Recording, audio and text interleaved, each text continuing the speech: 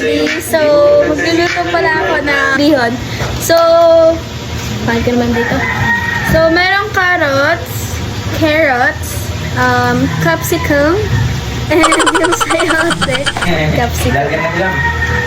So, hiniwa ko yung bell pepper. Arte, no? Capsicum. Yung ito? Chibag yata ito. If I'm not mistaken, celery yata ito. Kasi ang bango niya, oh. Ito yung ating nagpapabango sa mga, bihon yata. Ito siya, guys. Ito. So, iwain ko na rin ito, guys. Baggy beans, ata ito. Masarap din ito ihalo sa atay. Or, adobo yata. Ito. So guys, ito yung tirang bihon. Yung nagluto si mama, may tira pa siya. Kasi medyo marami yung binili niya nung isang araw. Tapos ito yung binili ko ulit. Actually, mahal na siya kasi dati, if I'm not mistaken, 30 or 35. Ngayon, 40 na siya. Kasama na rin naman yung gulay. So, feel ko naman hindi na lugi. So guys, so mamaya, papakita ko sa inyo yung tutorial kung paano magluto ng bihon. So may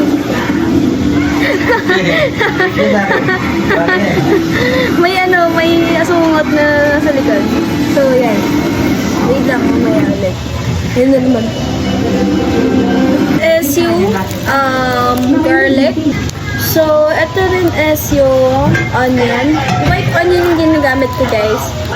Pero, if available naman yung red onion, pwede naman siya. Ayan. Pero, mas bet ko kasi yung white onion. Next is yung sahog. Actually, pwede rin siyang atay ng manok. Kasi mas bet ko kasi yung kikiam kaysa sa atay ng manok. Kasi ang mahilig sa atay ng manok. So, kung gusto niyo naman ng atay, pwede rin naman. Pero ito kasi yung mas prefer ko, yung kikiam. Kasi mas malasa siya for me. Ayan, guys. So, itong brand yung ginagamit ko, guys. Ayan. Guys, si Ashley na nag-intro. Ngayon, tugas na natin yung mga hiniwa niya. Yeah, let's go, guys. Guys, yung ginawa niya. Yan, nahiwa niya pa lang. Yan, ngayon, tugasan natin. Guys, tugasan natin. Sabi niya kasi, dad, may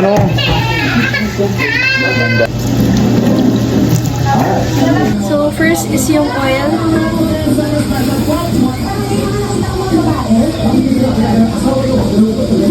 Okay na yan. Next is yung onion. And guys, nilagyan yung onion at minimake niya na. And then next yung garlic. Garlic dog. Yung garlic dog. Guys, big-wish na lang. And guys, yung kikium naman next nilagay niya.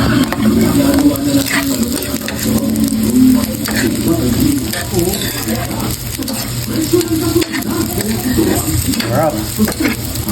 Tapa nga eh. Ayan guys, nalo-halo niya pa.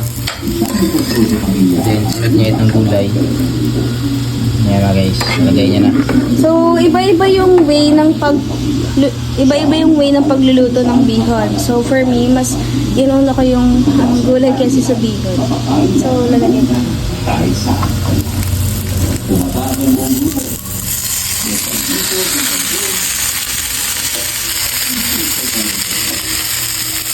So, kaya inuna ko yung gulay kasi, diba, medyo hindi siya magkakasya, uunahin ko yung bihon. Saka para maluto na rin agad yung mga gulay.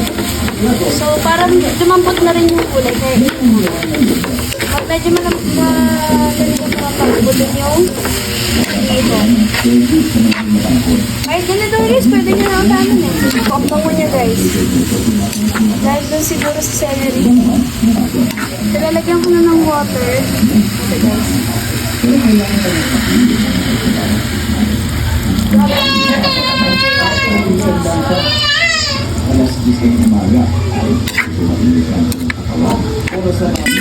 So, salt. Lalagyan ko ng salt.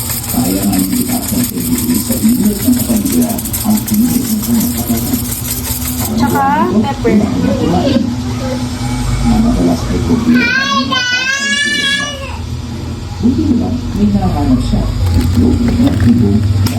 Mix na lang yan guys. Sarap. So, yung next is noodles. Medyo kumukulo naman na siya. So, ayan.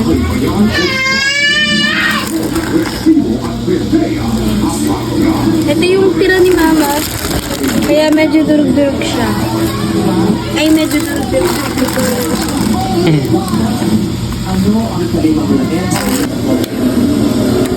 Like what I've said, mabilis na naman lumambot yung bihon.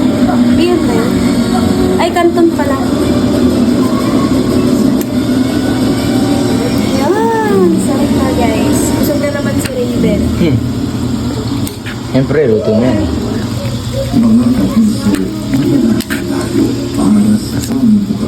Yan guys.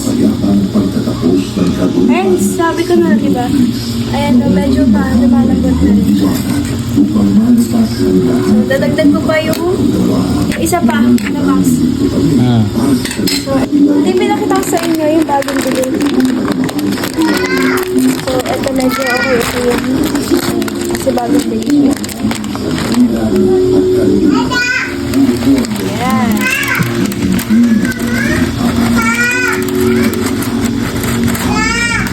So, about the color, may ako na lang nalagyan ng toyo at saka oyster sauce.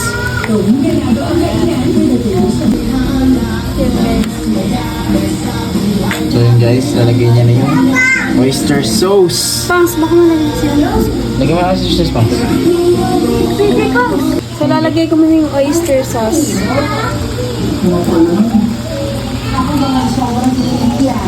Sarap. Para lahat ng sides. So, simulan natin kasi sa... So, haluin. Yan guys, hinahalo niya na. Para ready to eat na. Natin si Cole. Sakto lang yan kasi tutuyo pa.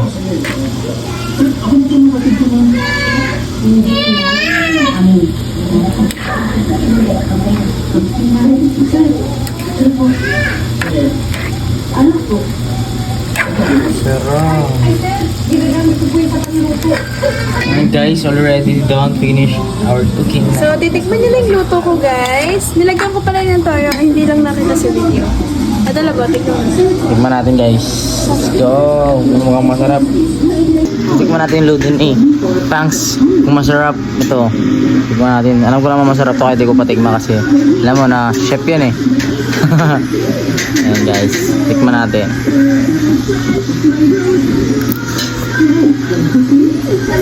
Sakto lang. Sakto lang yung alat. Sarap. Love you. Ano, nasa? Sarap. Ano siya? Rate ko siya is 15/15. Sarap. First time kong gagawin to.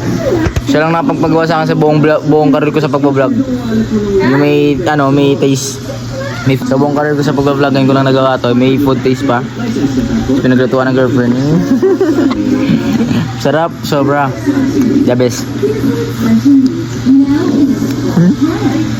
Pwede na ulamin, tara kain na. Para sa kanin yan, Dad. Meron kain tayo? Try mo kanin. Kain pa kami mamaya eh. Let's go. Masarap siya sa kanin, guys. Sabi ko. Guys, di siya tayo ganun niniwala. Sabi ko masarap nga. Ano, delicious. Let's go. Yes, gitu na lang. Ayan. Na-footage na natin yung gawa niya. Sobrang sarap. The best talaga. Ayan guys. Ito na lang. Bye. Sabi mo. Bye. Bye.